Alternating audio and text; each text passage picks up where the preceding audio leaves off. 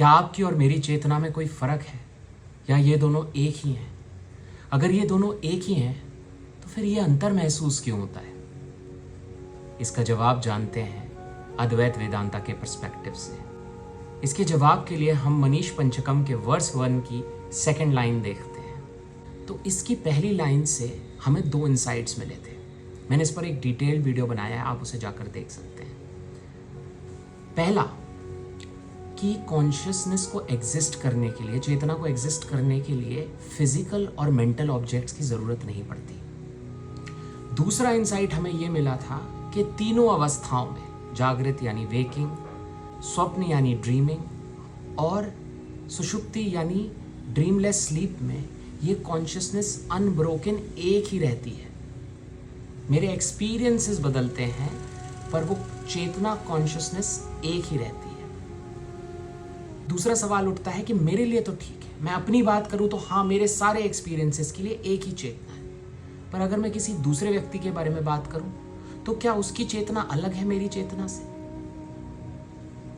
शंकराचार्य कहते हैं जी नहीं, ऐसा नहीं है। अब इसके लिए आर्ग्यूमेंट क्या दिया जाता है कि ये जो भी अंतर पैदा होता है, जो डिफरेंस पैदा होता है, वो फिजिकल और मेंटल ऑब्जेक्ट्स की वजह से होता है। फिजिकल और मेंटल ऑब्जेक्ट्स को हम एक बार और समझते हैं कि मुझे लगता है ये मैं हूँ फिजिकली, क्योंकि मुझे पता है कि ये जो लैंप है या मोबाइल फ़ोन है, इससे मैं अलग हूँ। मेरा एक आकार है, मेरी बॉडी का एक शेप है और वो मोबाइल फ़ोन का एक अलग आकार, दूसरा शेप है, राइट?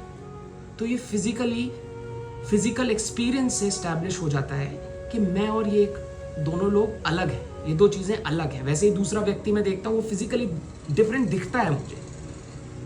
दूसरा अंतर आता है मेंटल ऑब्जेक्ट्स की वजह से डिफरेंस, जहां हमारे थॉट्स डिफरेंट होते हैं। फॉर एग्जांपल, मैं इक्वालिटी में बिलीव करता हूं, सामने वाला इक्वालिटी पे बिलीव नहीं करता। मैं जातिवाद पर विश्वास नहीं करता, सामने वाला जातिवाद पर विश्वास करता है। तो हमारे विचारों का अंतर है, तो हमें लगता है हाँ, तो हम दोनों शायद अलग ही हैं, हमारी चेतनाएं शायद अलग ही हैं। पर हमने देखा था कि डीप स्लीप में हमारे फिजिकल सेंसर्स से कोई एक्सपीरियंस नहीं आ रहा होता है, ना हमारी थॉट्स, इमोशंस का प्रोजेक्शन हो रहा होता है, पर उस वक्त भी कॉन्शियसनेस रहती है।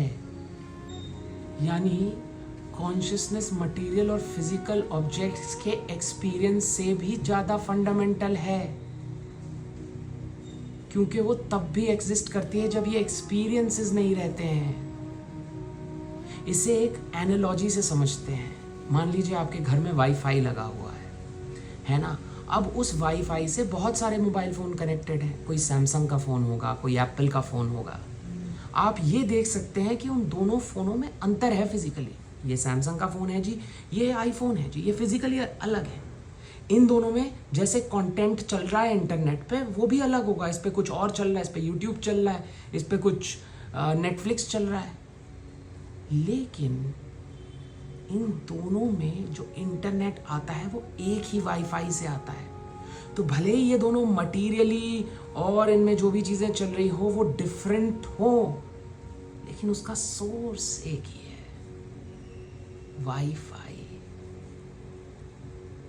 तो जब हमने पर्सनल कॉन्शियसनेस की बात करी थी, तब हमने ये मान लिया था कि मेरी कॉन्शियसनेस अनचेंजिंग है। यानी मेरे हिसाब से मेरी कॉन्शियसनेस से मैं दुनिया को एक्सपीरियंस कर रहा हूँ, मैं दुनिया का साक्षी हूँ। पर अब जब कॉन्शियसनेस ही एक है, तो ये मानना गलत नहीं होगा कि सारे एक्सपीरियंसेस जो फिजिकल और मेंटल ऑब्जेक्ट से आते हैं, वो एक ही कॉन्शियसनेस एक्सपीरियंस कर रही है। वो एक कॉन्शियसनेस सारी फिजिकलिटी, मटीरियलिटी, मेंटालिटी का सोल विटनेस है, सिंगल विटनेस है। दूसरी लाइन में शंकराचार्य यही कहना चाहते हैं कि ये कॉन्शियसनेस ब्रह्मा जो कि क्रिएटर है, उससे लेकर एक चींटी तक एक ही है, और वो कॉन्शियसनेस इस सारे जगत, मेंटल, फिजिकल, मटेरियल की साक्षी है।